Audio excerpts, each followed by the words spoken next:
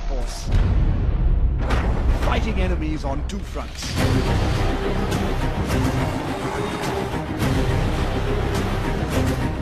1,100 aircraft, 15,000 air warriors, 46 Indian Air Force bases across India operationalized.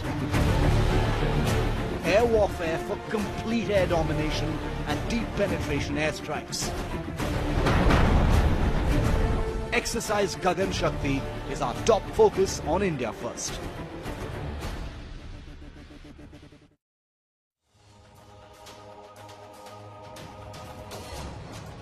An Indian Air Force Sukhoi 30 fighter jet took off from the East Coast. It flew west, it bombed targets, then went 2,500 kilometers in the Indian Ocean region, which is India's area of interest, then carried out an air domination exercise there, came back and landed at a base in southern India. So it flew for 4,000 kilometers in one single sortie.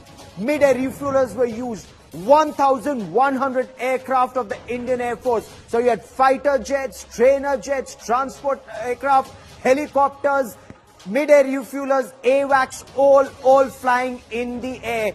Every aircraft in the inventory of the Indian Air Force up in the sky. This is the Indian Air Force's biggest exercise in decades, Gagan Shakti, to take on an adversary on two fronts, the Western Front and the Eastern Front. How did the Indian Air Force fare? I'll tell you that on the broadcast. I'm Gaurav Sawant. Let's begin with the headlines on India First.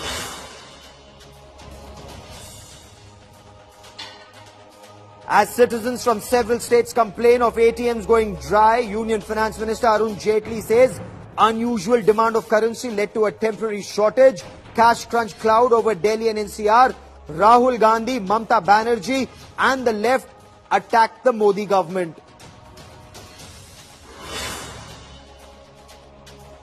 Link between Pakistan terror groups and Khalistani terrorists exposed. India Today scoops photograph of a Mumbai terror attack mastermind Hafiz Saeed with a pro-Khalistan leader in Pakistan at the Panja Sahib Gurdwara. A day after Mecca Masjid verdict, BJP calls Rahul Gandhi anti-Hindu, seeks an apology from the Congress Party president over the saffron terror charge. Delhi's Lieutenant Governor Anil Baijal sacks 9 advisors appointed by the Arvind Kejriwal government in various ministries, argues posts created without the approval of the Ministry of Home Affairs. The Aam Aadmi Party cries foul, calls it a bid to block Delhi government work.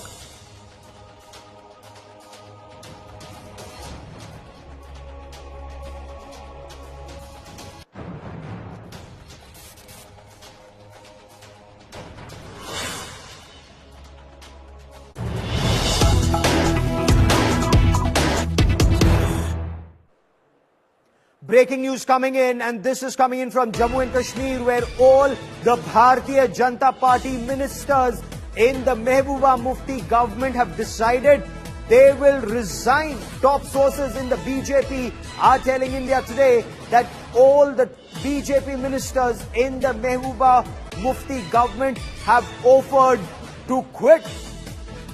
There is massive tension between the BJP and the PDP alliance partners, and it's now come to a new level. And I quickly want to cut across to India Today's Paulami Saha for the latest on the story. Paulami, get us details. Why are the BJP ministers saying they will quit?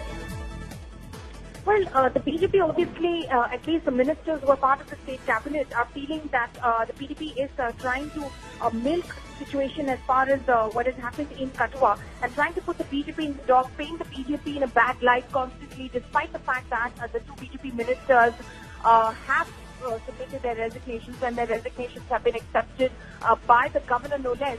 So it should in fact stay at that. But it appears now that the PDP, at least what BJP sources are telling us, is that the PDP is trying to embarrass the BJP at every given point as far as this entire episode is concerned. So what we're learning now from our sources within the Bharatiya Janata Party is that all ministers who are part of the state cabinet in Jammu and Kashmir have offered to resign they've made this offer to the party president and said that, if things have come to such a pass between the two alliance partners, then we're willing to quit a government. We don't want to be part of the state cabinet. Obviously not suggesting anything about a pull-out from the alliance altogether, because that is a threat. Is this a threat, or has the relationship between the BJP and the PDP reached a break point? Well, there have been several episodes, Gaurav, as far as the BJP and the PDP not seeing eye to eye on various issues, and at every point we've discussed whether it has in fact reached a break point, whether these are two bedfellows who are very uncomfortable with each other. But we've been speaking to our sources within the Bharatiya Janata Party, including top sources, even as late as today. And what they've said is that this is an alliance which has been through 3 years already. There are 3 years to go, and there is no imminent threat to this alliance at the moment. But yet, there is no threat to the government. So let me understand this clearly for the benefit of our viewers. What is happening is that all the BJP ministers will quit and new faces will be brought in. Is that what is happening? Because that is what sources in Kashmir seem to be saying, that BJP ministers in Jammu and Kashmir will change. Old faces will go and perhaps new faces will come in.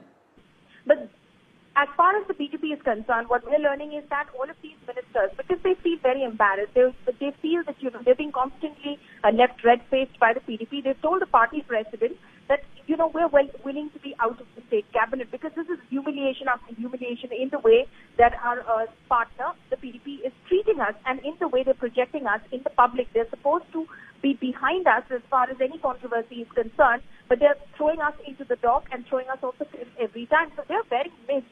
Those who are part of the Legislative Assembly and those, of course, who are part of the state cabinet as ministers. So they've told their own party president that we have nothing to lose. We're not clinging on to any sort of chairs of authority. We're happy to quit the state cabinet. So give us the orders. We'll submit our resignations to Mehbooba Mufti within the next 5 minutes, if that's what is needed. But this kind of humiliation cannot go on. But that is just... I think that story, Poulomi, I will come back to you for more.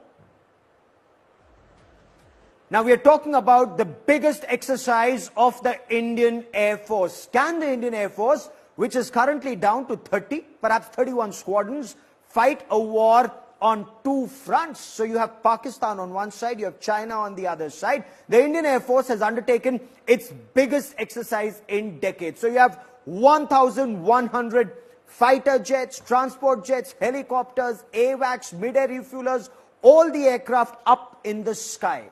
They're constantly going from the western flank to the eastern flank. The IAF is down to 31 squadrons. Its aim is to have 42 squadrons. Its sanctioned strength is 37 squadrons. Remember, China has 60 squadrons and Pakistan boasts of about 25 squadrons, though not all are operational. Let's take a look at the biggest exercise of the Indian Air Force in 3 decades.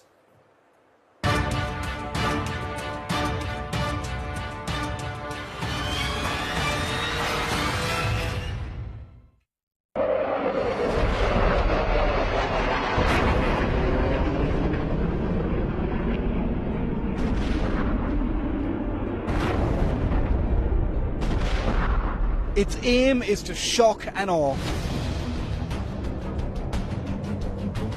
It's the biggest exercise of the Indian Air Force in the past 30 years.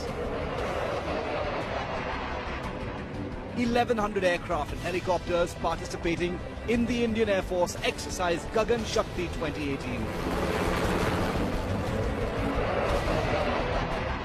The aim is to test on-ground IAF capabilities and stamina to fight a 2-front war. As aircraft scream overhead and drop heavy bombs, Air Headquarters is testing the endurance of the man and the machine to the limit.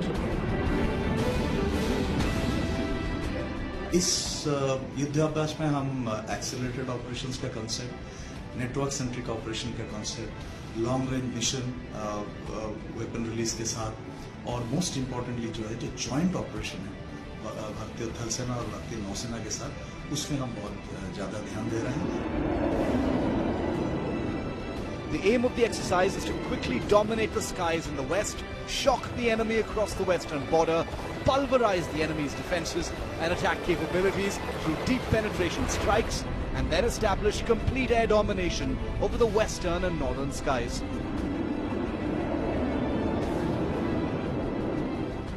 And then the same aircraft rush to the eastern flank to ensure the adversary does not attempt to violate India's airspace and to checkmate the Dragon.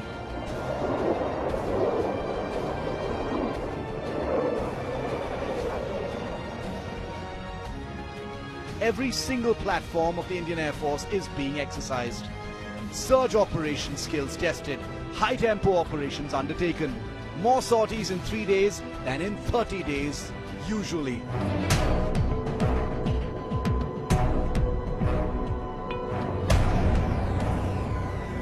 The exercise is not only checking the flying skills of pilots, but also the ability of maintenance staff to turn around aircraft.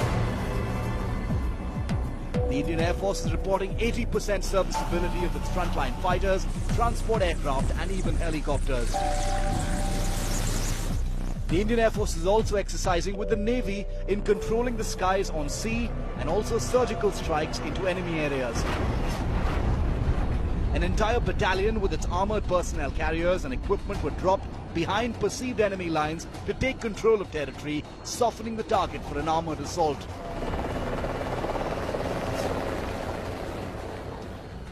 The Indian Air Force is confident that exercise Gagan Shakti is not only shaking the heavens and splitting the earth, but also has the enemy watching in shock and awe.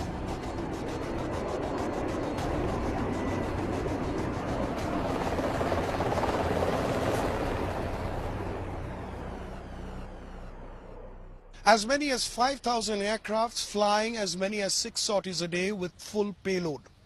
All training has been suspended and every pilot under the age of 47 have been pulled in. That, in a sense, is the nature and scope of Operation Gagan Shakti of the Indian Air Force. The Indian Air Force is practicing to fight both China and Pakistan at the same point of time. The Air Force is short of fighters, but through this exercise, it is just gearing up to fight with what it has, because no country ever is prepared for war. And when war breaks out, you fight with what you have. With camera person Prem Chandra, Shruti Ranjan Sen for India Today.